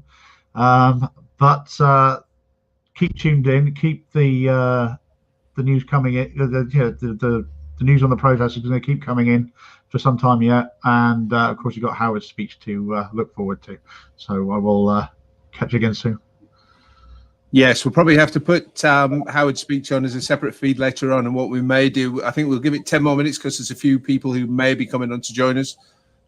If they don't, then we'll wind it up for now and look to come back this evening when we see how the events develop. Sadly, it's likely that the if there is going to be trouble kicking off, it's highly likely that it's going to take place in the evening, as the powers that be try and use the cover of darkness to either help people to give up and go home, or come in and do stuff away from the daylight glare of the cameras at least. So Bonnie, I mean, you would go on. Sorry. I was just going to say, before I came on, I've had the television news on, and I've seen very little about these protests. So I'm really, really pleased that our alternative media outlets are giving some coverage to these people who are taking a stand for our civil liberties. It's really important that we show the government we will not let these rights be taken away from us easily. Yes, absolutely. Andy, who was our reporter, if you can bear with me 1 second while I try and get it queued up, but he was talking to a couple of people from the trade unions this afternoon when he was at the Sheffield protest, and I'm going to see if I can bring some of that in. But Bonnie, tell us a little bit in the meantime. I mean, you've been to lots of protests. How do these things often work out? And we saw during the week, that's probably something worth looking at, where there was a BBC reporter who tweeted that the protest in Bristol had been very peaceful until the police turned up, and then suddenly had to delete that tweet and put out something much more generic in terms of the BBC line. They were said to be leaning on him hard to make him remove that. So contrast what actually goes on at these protests with how the police treat the protesters, and what tends to how it's portrayed in the media, let's say.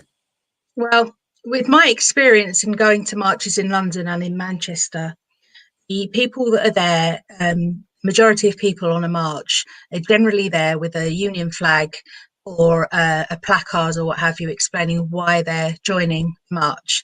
There's lots of whistles and music. There's sometimes Hare Krishnas handing out food to the people protesting, which is always welcomed by people who've been marching from 9 o'clock in the morning or what have you, generally speaking. And they are always noisy affairs, but noisy in a very positive way, because there are sort of chants and songs and cheers and things like that happen. In fact, I went on these marches myself as a child, and I have always taken my young children with me on the marches because I feel completely safe going on. Wouldn't do it if I thought it was dangerous. There is almost always a change in atmosphere as it gets dark, because at that point what you do see is coach after coach of police officers turn up, and there have been occasions where we've been walking down toward Parliament Square, for example, and you'll see the police gathering their horses and so on, monitoring, and you hear talk of kettling starting. And once you start hearing that these things are happening to other people on the march, a certain sort of anxiety begins to build up. Obviously on marches sometimes there are people that are there for a ruck, shall we say. You know, they're often sort of labelled as the black bloc. They're wearing all black and black face masks, which in days gone by they weren't very common, although hopefully everyone who's out there today is wearing one. But certainly after dark, the tensions between a few rowdy people who haven't been on the march for the entire day, as far as we're aware, and the police sort of square off against each other. And that's the point I always make sure that I take my children away from the demonstration. There was one demonstration that I went to in the last decade that I didn't take my children with. And that was the march against there was a fascist march through London about 3 years ago. A lot of socialists went to show that there were more socialists than there were fascists in our capital city. And we went to be peaceful. What I did notice with, because I was walking along with some journalists who are quite well known, have a bit of a following, I did notice that the police stepped back when some of the fascists got right in this journalist's face and started trying to provoke a reaction from him. And the police stood back throughout that. And they seemed more concerned with kettling and controlling the socialists than keeping the marauding fascists under control, who were sort of saying all sorts of horrendous things and so on. As I said, I didn't take my children on that march. Yes, well, we did see last, I think it was last weekend, you know, when the apologists for the police, you know, in the Labour Party as well as on the Tory benches and you know, on social media, etc., were trying to justify the police's behaviour towards the women on Clapham Common and then the protesters in Bristol. You know, they said, well, they're not supposed to be there because it's social distancing and it's the pandemic and stuff. You know what I mean? You know, we advocate social distancing, etc., you know, as much as anybody. But the reality was that there'd been just a day or two before a huge parade through the city centre with buses and vans and thousands of people on the streets for because of a football team winning something. And the police were meekly standing by the side of the road and essentially kind of shepherding that. They were marching in front of them and making sure the road stayed clear for them to go through. So if it was about social distancing and you know, preventing the transmission of the virus, something like that with everybody packed in and none of them wearing masks ought to be much more of a target than you know, a bunch of people standing at a distance from each other with masks on, trying to maintain a peaceful vigil for somebody who got murdered or protest about freedom of speech. Yeah, that is a very interesting and important comparison, I think, the treatment of women that were sat down peacefully remembering someone who was murdered, it was seen by a police officer, versus their sort of hands-off approach to the football fans. Also, there was another incident at Clapham Common earlier on the day before the unrest broke out. Prince William's wife visited the site with her police protection. She wasn't wearing a mask. I can only assume she was doing it so that she was recognisable. But the fact of the matter is, she was praised and respected and lauded, whatever, for attending that vigil. Why has she been treated any differently to any of the other women that had gone along in the same way to mark their respects for a woman, yet another woman who's lost her life needlessly? Yes, well, double standards for you know, certain people is hardly something new. You know, we saw issues with Boris Johnson's dad popping up on a foreign holiday, if I remember correctly, and you know, again, the media maybe made a bit of a blip about it, but they don't scream out an outrage in the same way that they do when it's working people having a say. Let's bring in one of those videos from Sheffield. This is Andy Searson, who's one of our Socialist Telly friends, talking to Maxine Blower. From Sheffield Trades Council, one of the organisers of this event. The march has just moved off peacefully down Fargate towards the bottom of the hill. So we're going to speak to Maxine. Maxine, why is it important that this demonstration is taking place? Because this is a fundamental threat to our right to protest, and for trade unions in particular, they are attacking those rights. I mean, obviously they've targeted Black Lives Matter, Extinction Rebellion, traveller communities. I mean, it's a kind of divide and rule strategy. But to be honest, they've got enough powers as it is. I mean, look what they did to the people at Hillsborough, look what they did to Orgreave. It seems to me that they have not just the control of the government, but they control the media, they control the police and tell them what to do. And really, we have to stand up and say all our rights have been won by people demonstrating and protesting, and we have to defend our right to protest. Excellent. And we'll same again next week. I'm not sure. There's a big meeting on a week on Monday where they'll talk about what's happening next, and we've got like really a month or so to fight this bill, and we need to think about how we can broaden it and pull more people into it, really. Thank you. Thanks a lot. So that was Maxine from the TUC. I've also managed to find a brief clip of Jeremy Corbyn speaking at the protest, which we missed. Let's bring that in. Give me 1 second. Oh, that's the wrong one. Bear with me 1 sec.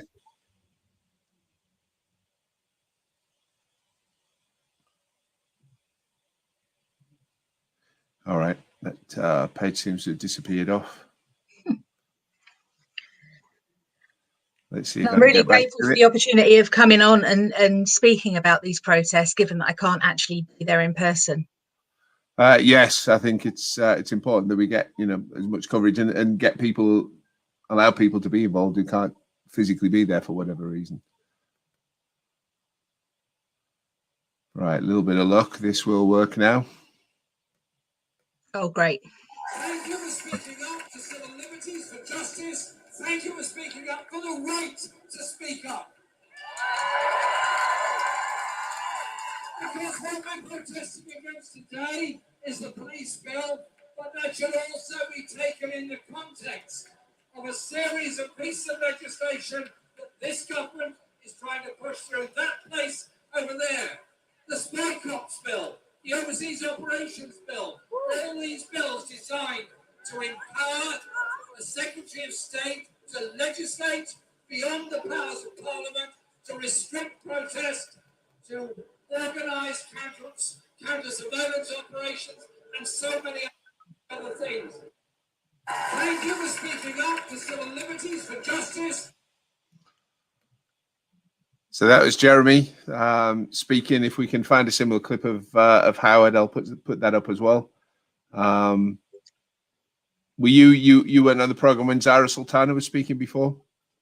No, I missed that one. Oh, we did manage to get most of her speech feeding through. She was really good, and showing why she's considered a rising star on the left. Really, she's fabulous. Yes, I think we'll come in probably to the end of what we can do for the time being, but we will try and come back again this evening as things develop. If there's events that happen that need to be covered, but.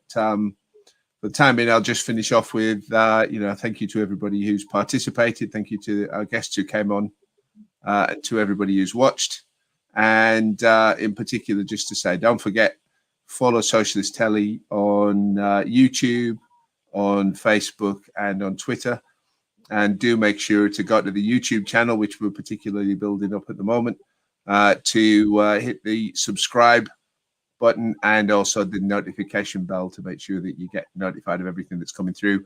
And you can do something similar on the Socialist Telly Twitter feed, where you hit the bell next to where it says that you are following the account, to make sure that if any new content comes, including live stuff like this that goes out in response to events, then you'll get a notification to make sure that you don't miss out.